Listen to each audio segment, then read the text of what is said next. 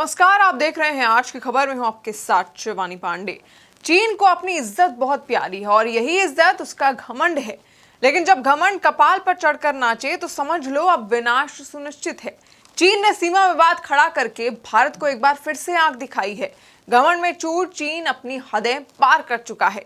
चीन अपनी ताकत का ट्रेलर दिखाने की कोशिश में कोई कसर नहीं छोड़ रहा है। दुनिया में कोरोना का प्रसाद बांटने के बाद अब चीन इत्मीनान से भारत से सीमा विवाद के जरिए अपना एडवर्टाइजमेंट कर जरूर रहा है, लेकिन घमंडी चीन को ये पता होना चाहिए कि वो 2020 के भारत से पंगा ले रहा है, क्योंकि चीन को घुटने पर लाने में भारत की कूटनीति ही काफी है। चीन का ऐसा हाल होगा कि दुनिया को आंख दिखाने वाला चीन दुनिया से आंख छुपाता फिरेगा। क्या होगा अगर चीन भारत से युद्ध करने की सोचेगा भी तो? वैसे चीन और चीन के शुभचिंतकों को ये वीडियो जरूर देखना चाहिए। किस तरह युद्ध से पहले ही चीन चूर चूर हो जाएगा, ये उसका छोटा सा ट्रेलर है। देखने में चीनी सेना भले ही बहुत ताकतवर लगती हो, लेकिन हकीकत में ऐसा कुछ नहीं है जिससे डरा जाए। चीनी सेना केवल कागजी शेर है और वास्तव में अगर युद्ध हुआ तो चीन की सेना को भारतीय सैनिकों द्वारा बहुत बुरी शिकस्त मिलेगी, क्योंकि सच्चाई यह है कि चीनी सेना को युद्ध करना आता ही नहीं। चीन की विशाल पीपल्स लिबरेशन आर्मी को पता ही नहीं है कि आखिर युद्ध होता क्या है।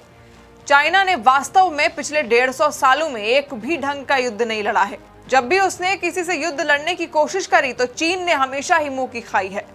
उदाहरण के लिए 1279 में जब मंगोल शासक तुसांग वंश ताश के पत्तों की तरह ढेर हो गया। कम्युनिस्ट शासन के आगमन से पहले भी चीन की स्थिति कोई बेहतर नहीं थी। दूसरे विश्व युद्ध में जापान ने उसका कचूमर बना दिया था। शहर के शहर बिना लड़े ही घुटने टेक दिए थे। अगर वर्तमान पीपल्स लिबरेशन आर्मी की बात करें तो उसने भी कोई बड़ा तीर नहीं मारा है। अगर किसी देश के साथ उसकी तुलना करनी ही है तो भारतीय सेना से करनी चाहिए। कुछ लोग भारत के वर्षों पुराने युद्ध को स्वीकार करने की इच्छुक ना हो, लेकिन तब भी उनको ये बात जरूर स्वीकार करनी चाहिए कि आधुनिक भारतीय सेना के पास विशाल अनुभव है। चाहे वो 1897 में सारागढ़ी का युद्ध हो, प्रथम और द्वितीय विश्व युद्ध हो या स्वतंत्रता के पश्चात के युद्ध हो। अब आपको ये बताते हैं कि आखिर पीपल्स लिबरेशन आर्मी है क्या। ये कुछ कथित क्रांतिकारियों का एक जुट था जिसने चीन में कम्युनिस्ट शासन स्थापित किया था। 1962 के भारत चीन युद्ध को चीन चाहकर भी अपनी उपलब्धियों में नहीं गिना सका। ये युद्ध इसलिए लड़ा गया था ताकि चीन का तानाशाह माओ से तुंग चीन में भुखमरी के संकट से ध्यान हटा सके। उनके लिए सोने पे सुहागे की बात यह थी कि उस समय भारत पर जवाहरलाल नेहरू का शासन था, जिनके नेतृत्व के कारण भारतीय सेना को काफी नुकसान उठाना पड़ा था। लेकिन उसके बावजूद चाइना के लिए ये विजय कोई बहुत बड़ी उपलब्धि नहीं थी, क्योंकि इस युद्ध में कम संसाधन और बेकार शस्त्रों से सुसज्जित होने के बावजूद भारतीय सेना ने चीनी खेमे में तांडव मचा दिया था। उदाहरण के लिए 18 नवंबर 1962 को भीषण तूफान, घटिया उपकरण और अपर्याप्त सर्दी के वस्त्र होने के बावजूद 13 कुमाऊं रेजिमेंट के चार्ली कंपनी के 125 वीर योद्धा रेजांगला में चाइना की पूरी 2500 सैनिकों से सुसज्जित आर्टिलरी रेजिमेंट पर वज्र के समान टूट पड़े थे और खुद मरकर भी 1500 से अधिक चीनियों को यमलोक भेजा। 1500 से अधिक तो खुद चीनियों ने स्वीकार किया है। असल में हमारे वीरों ने कितनों का संहार ये शायद कोई नहीं जानता है। जब 1967 में चीन ने एक बार फिर ये कथा दोहराने का प्रयास किया तो उसने नाथुला और चोला के क्षेत्रों में चीन को पटक पटक कर धोया था। इस भिड़ंत में चीन को कितना नुकसान हुआ, इसका अंदाजा आप इसी बात से लगा सकते हैं कि चीन को खुद स्वीकारना पड़ा था कि उसके 400 से अधिक सैनिक युद्ध में मारे गए हैं। इस युद्ध में भारत के प्रचंड विजय के कारण ही सिक्किम का भारत में विलय संभव हुआ था। इसलिए चीन की पीएलए यानी कि पीपल्स लिबरेशन आर्मी भारत से युद्ध करने से पहले 100 बार जरूर सोचेगी। इसके अलावा भी चीन ने किसी अन्य देश से युद्ध करके कोई उपलब्धि नहीं हासिल की है।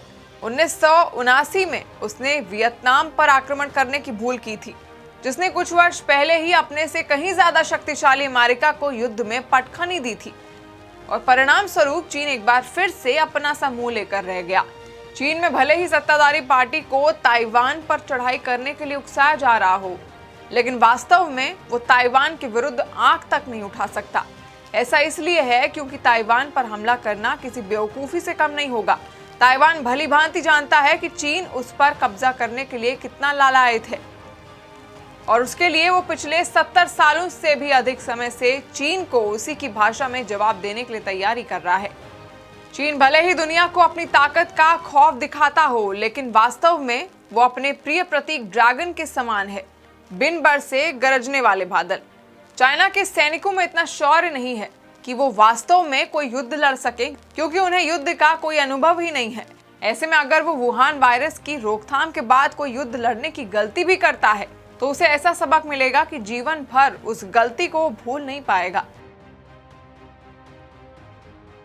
तो भारतीय सेना के जवान चीन के परखच्चे उड़ाने के लिए बिल्कुल तैयार हैं, क्योंकि जिसने कभी खिचड़ी बनाई ही ना हो उस बेचारे को क्या पता कि खिचड़ी बनाई कैसे जाती है। और युद्ध के मामले में चीन का यही हाल है। भारत में कहा जाता है कि जब विनाश करीब हो बुद्धि विपरीत होने लगती है।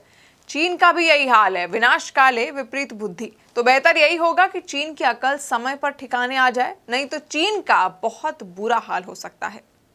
इसी के साथ आप देखते रहिए आज की खबर और अपना फीडबैक हम तक पहुंचाइए कमेंट सेक्शन के जरिए। वीडियो को शेयर कीजिए, लाइक कीजिए और हमारे चैनल को सब्सक्राइब भी कीजिए।